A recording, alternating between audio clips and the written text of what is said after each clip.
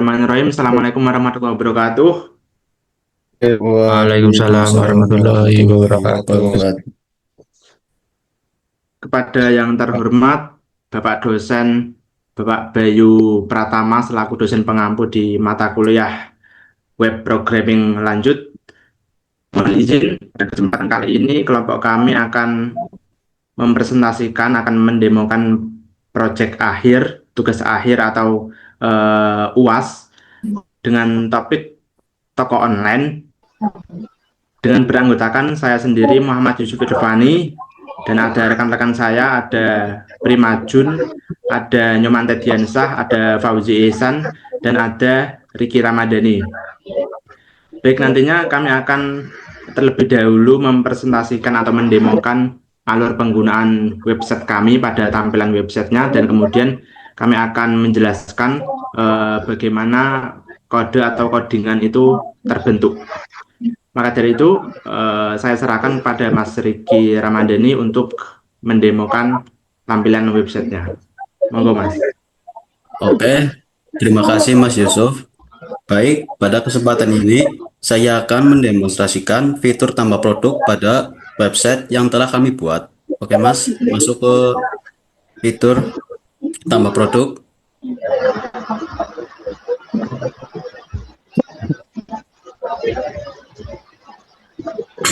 Nah, pada halaman ini merupakan fitur tambah produk yang berfungsi untuk menambahkan data produk baru ke dalam sistem. Di bagian pertama terdapat kolom nama produk yang digunakan untuk mengisi nama produk yang akan dijual atau dikelola. Selanjutnya terdapat pilihan harga yang digunakan untuk memasukkan harga jual produk agar nantinya dapat ditampilkan kepada pelanggan. Setelah itu kemudian terdapat kolom. Terus untuk selanjutnya ada stok yang digunakan untuk memasukkan jumlah persediaan produk yang tersedia di gudang atau toko. Selanjutnya di bawahnya terdapat kolom deskripsi yang berisi informasi lengkap mengenai produk seperti spesifikasi, manfaat atau keterangan lainnya agar pengguna lebih mudah memahami produk tersebut. Selanjutnya terdapat fitur upload gambar yang digunakan untuk menambahkan foto produk sehingga tampilan produk menjadi lebih menarik dan memudahkan pelanggan dalam mengenali produk. Oke, setelah semua data diisi dengan lengkap dan benar, pengguna dapat menekan tombol simpan produk. Contohkan Mas.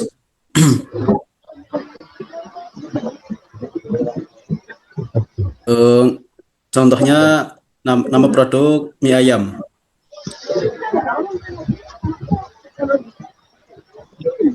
Terus untuk harga contoh kita ambil 13.000.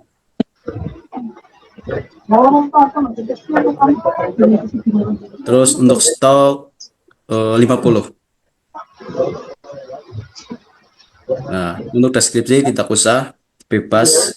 Coba untuk simpan produk Mas.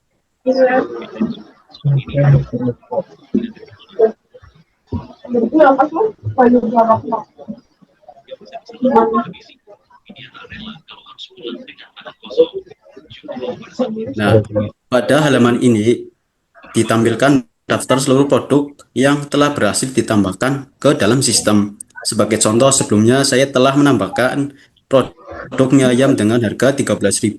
Setelah data disimpan, produk tersebut langsung muncul pada halaman daftar produk beserta informasi seperti nama produk, harga, deskripsi, dan jumlah stok. Hal ini menunjukkan bahwa data berhasil disimpan ke dalam database. Nah, di bagian atas juga tersedia kolom pencarian yang berfungsi untuk mencari produk berdasarkan nama sehingga memudahkan pengguna ketika jumlah produk sudah banyak. Selain itu, sistem juga menampilkan total produk yang tersedia. Pada contoh ini terdapat 2 produk yang telah tersimpan.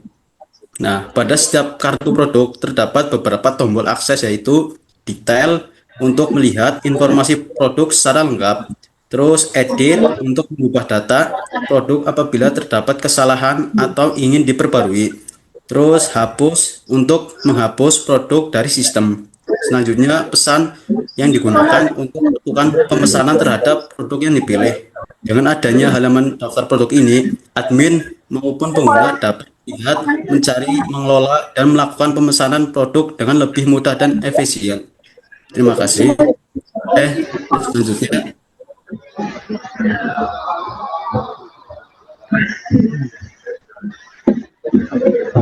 Kemudian terdapat menu pesan.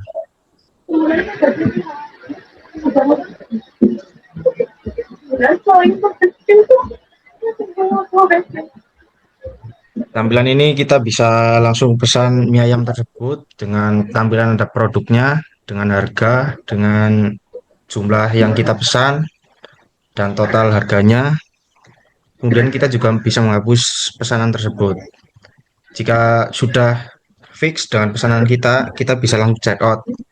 Sedangkan kalau tidak jadi atau bisa menambah, kita lanjut belanja untuk menambah. Coba Mas, klik check out sekarang Mas.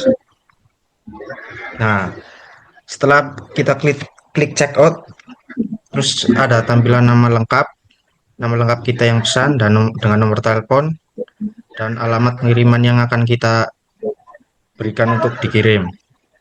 Contoh,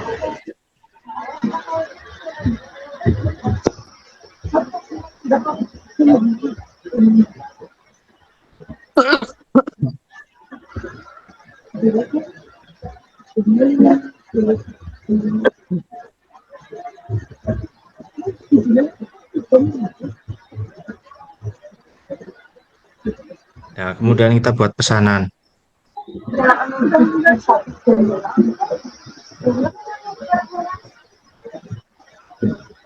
Apabila sudah, akan terdapat notifikasi checkout berhasil pada menu produk. Kemudian ada juga menu keranjang. Keranjangnya dulu Mas. Di menu keranjang kan juga ada. Di menu keranjang seperti tadi, kita tinggal menambahkan menu-menu yang ada. Kalau sudah kita checkout.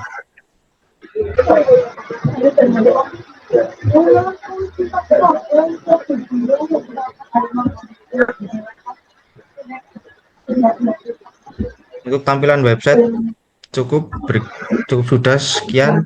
Kemudian kita lanjut ke menu ROM-nya Mas.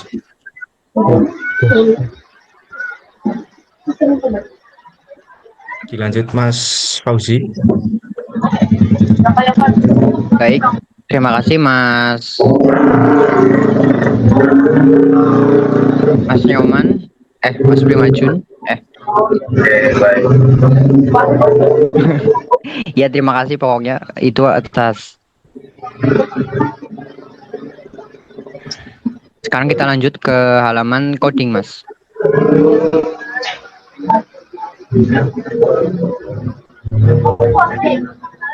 Untuk coding yang kita buat yaitu ada 3 jenis utama. Yang paling utama atau main coding yang kita buat yaitu di model migration atau di database migration dan di root.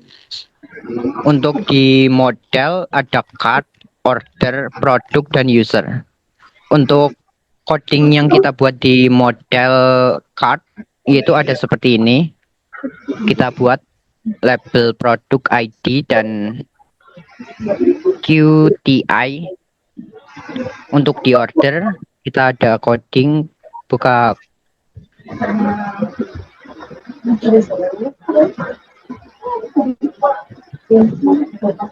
untuk di order kita ada nama,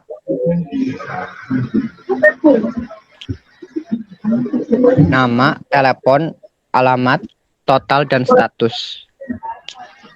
Langsung ke produk Mas.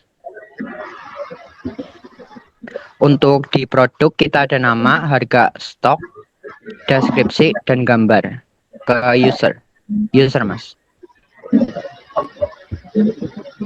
Untuk di user kita coding cukup banyak, yaitu kita ada penambahan database di atas dulu Mas. Paling atas, scroll ke atas Mas, ke atas. Untuk di user kita ada penambahan database factory, Illuminate database equipment factories, Illuminate foundation out user, dan Illuminate notification untuk pemberitahuan notifikasi.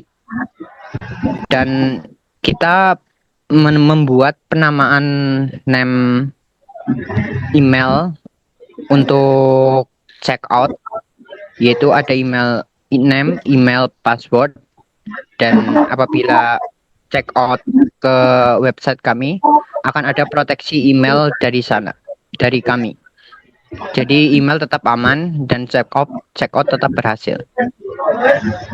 Untuk tabel migration dan API akan dijelaskan oleh Mas Nyoman, Mas Primajun ya. Monggo. Ya, migration sama saya. Ya baik, terima kasih buat Mas Rosi. Di sini saya akan menjelaskan di bagian migration. Ini menjelaskan akses token stable-nya. Di akses token stable-nya di sini ada codingan bagian blueprint dengan token label, name, token, abilities, test, expired-nya bisa dilihat. Dan lanjut ke bagian produk, tabel produknya. Ini akan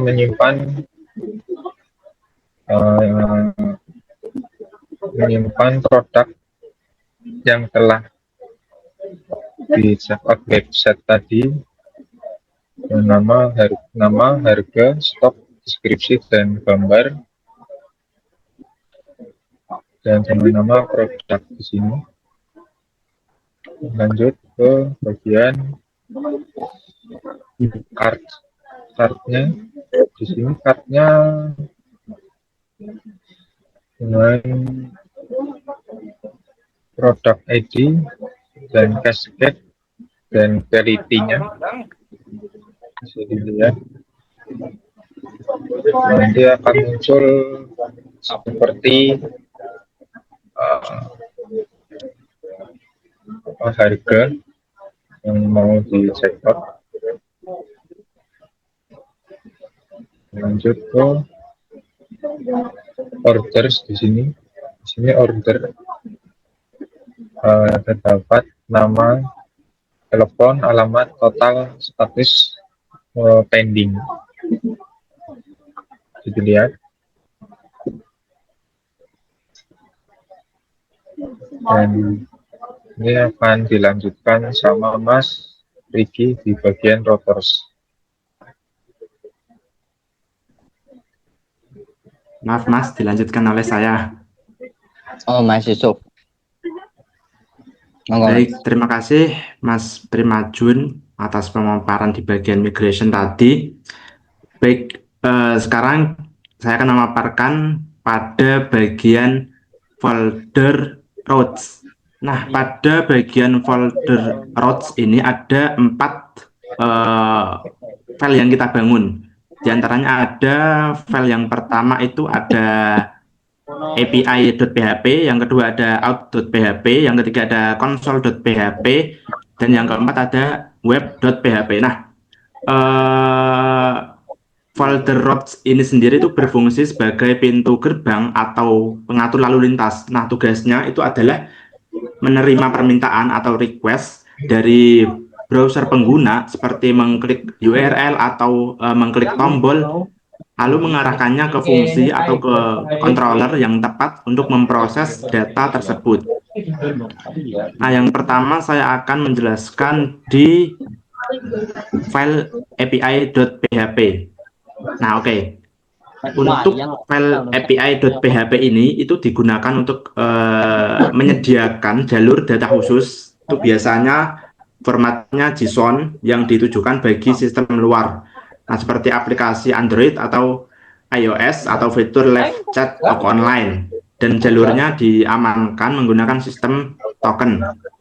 Yang selanjutnya ada file out.php. Nah, di sini untuk penjelasan secara garis besarnya tuh khusus itu untuk bertugas menangani gerbang keamanan pengguna. Jadi keamanan pengguna itu di bagian out.php ini yang mengatur fungsi pendaftaran akun baru atau register, proses masuk ke sistem login atau keluar logout, hingga pengaturan mungkin jika lupa kata sandi begitu. Yang ketiga ada console.php. Oke. Di console.php ini itu untuk membuat perintah berbasis teks di terminal komputer atau command line yang digunakan oleh pengembang untuk menjalankan tugas otomatis dari belakang layar.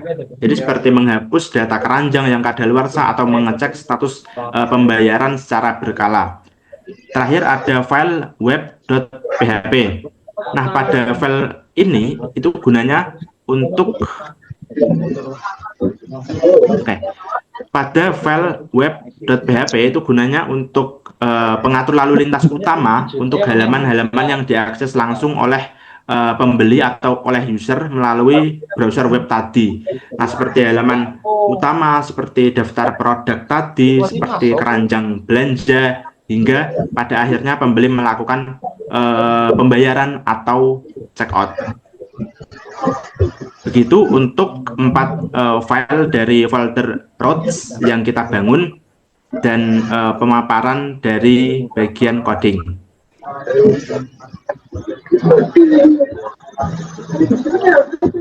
Oke. Jadi ya, monggo ditutup, Mas. monggo ya. Iya, ditutup ya. Ya. Oke, sekian dari video praktikum dari kami untuk website web programming lanjut untuk website toko online. Mohon maaf bila ada kesalahan kata dan